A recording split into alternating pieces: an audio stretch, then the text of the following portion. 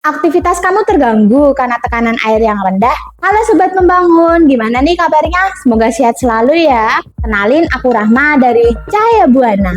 Sekarang kita akan bahas masalah umum yang seringkali buat jengkel banget, yaitu tekanan air yang rendah di rumah. Aku yakin sih banyak dari kita pernah menghadapi masalah ini. Bayangin deh, pas lagi enak-enak cuci mobil, tapi air yang keluar tuh kecil banget. Gimana sih mau mandi enak kalau shower cuma ngucurin air tuh pelan banget? Atau kalau kamu pakai bak mandi, nungguin penuh airnya tuh lama banget. Kalau kamu punya kendala saat tekanan air rendah di rumah, kamu bisa pause dulu videonya dan langsung komen di bawah ya. Nah, sekarang saatnya kita cari tahu gimana cara mengatasi masalah ini agar kita bisa lebih nyaman dan efisien dalam berbagai kegiatan di rumah. Alasan pertama nih, mungkin karena kamu belum subscribe channel YouTube Cahaya Buana dan aktifin loncengnya. Sekarang mari kita pahami dulu penyebab tekanan air yang rendah. Pertama, mungkin air dari PDAM di daerah rumah kita memang memiliki tekanan air yang rendah, sehingga air yang mengalir ke rumah kita menjadi lemah. Atau jika kita menggunakan sumur yang dangkal, tekanan air memang terbatas karena kedalaman sumur dan kapasitas air di dalam sumur juga terbatas. Selain itu, letak toren air juga bisa menjadi penyebabnya. Toren air seakan menjadi reservoir kita. Semakin tinggi letaknya, semakin baik tekanan air yang didapatkan. Pipa air juga bisa menjadi masalahnya. Jika ukuran pipa terlalu kecil, jangan harap tekanan airnya kuat. Jika di dalam pipa ada kerak atau bahkan rusak, itu bisa jadi penyebab utama tekanan airnya rendah. Lalu, solusinya harus bagaimana sih? Dari permasalahan tadi, ada 5 solusi untuk mengatasi tekanan air yang rendah di rumah. Langkah terakhir sering banget dilupain sama banyak orang. Padahal, itu penting banget dilakuin. Masuk ke langkah yang pertama, periksa kualitas pipa. Coba deh, periksa pipa-pipa air di rumah kalian, biar kita tahu kalau ada masalah seperti kerak atau kerusakan di dalam pipa.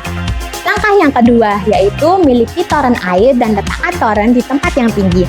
Rumah kamu yang pakai air PDAM tapi tekanannya rendah, kamu bisa tampung dulu airnya di toren. Lalu pakai pompa air untuk menyalurkan air ke dalam rumah sehingga tekanan air menjadi lebih kuat. Lalu pastikan juga toren diletakkan di tempat yang tinggi. Kalau tempatnya terlalu rendah, maka akan sama saja tekanan airnya tetap lemah. Langkah yang ketiga adalah gunakan pipa yang lebih besar. Ini mungkin butuh budget yang lebih, tapi worth it deh. Kalau pipa air kita kecil banget, nggak bakal deh bikin airnya deras. Yang keempat adalah penggunaan dan daya pompa air yang sesuai. Kalau kita memutuskan pakai pompa air, pastikan pompa air yang dipilih sesuai dengan sumber air di rumah kita. Ada 2 tipe pompa air yang biasanya digunakan, yaitu pompa sumur dangkal dan pompa submersibel. Lalu, pastikan juga daya yang sesuai dengan keperluan dan sumur yang dimiliki. Dalam pembahasan kali ini, daya atau SP yang sesuai untuk keperluan rumah tangga adalah sekitar 0,5 SP hingga 1 SP. Bila kedalaman sumur hingga 20 meter, pilih daya sekitar 0,5 hingga 1 SP. Kalau sumur dengan kedalaman 20 hingga 50 meter, pilih daya sekitar 1 sampai 1,5 SP. Nah, kalau sumurnya punya kedalaman lebih dari 50 meter, pilih pompa air dengan daya 1,5 hingga 3 SP. Sebenarnya sih masih ada daya air yang lebih besar. Kamu silakan pause dulu videonya, lalu komen mau ya. Nanti akan kita bahas di video lainnya. Yang terakhir ini banyak banget diabein sama orang. Tapi kalau kamu lakuin, manfaatnya tuh banyak banget.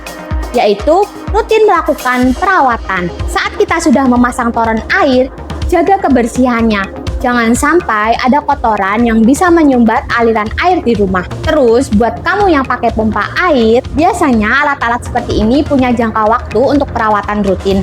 Jadi, jangan lewatkan waktu untuk perawatan pompa air agar kinerjanya tetap terjaga. Kalau ada pipa-pipa yang bocor, segera perbaiki. Apabila kamu tidak bisa memperbaikinya, lebih baik panggil orang yang ahli dalam bidang tersebut. Bila kamu menunda untuk memperbaikinya, itu dapat membuat aliran air terhenti dan bisa membuat tagihan airmu melonjak. Sekarang kita udah tahu nih apa penyebab tekanan air yang rendah dan apa solusinya. Dan juga perlu diingat ya, tekanan air yang rendah di rumah bisa bikin kita kesulitan dalam banyak aktivitas sehari-hari.